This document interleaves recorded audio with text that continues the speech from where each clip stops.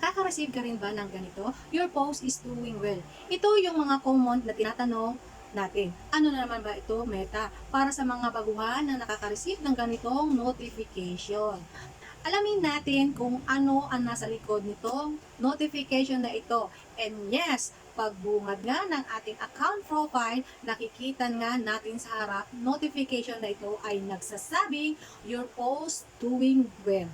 So, wala pong masama sa post na yan o sa notification dahil nire-remind lang tayo ni Boss Meta na ang ating mga posting ay nagkakaroon ng ganitong performance. Ito yung tinatawag nating post insight, kung saan nakikita mo yung impression and people reach at engagement ng iyong post. Specific post po ang binibigay ni Meta kung ano yung post na yon nakaabot ng 100 insight pataas. Ibig sabihin, kapag hindi umabot ng 100 insight, wala kang notification na ganon. So, this post is telling you you're doing well. Ibig sabihin, ipagpatuloy mo kapag marami kang nare-receive na ganito.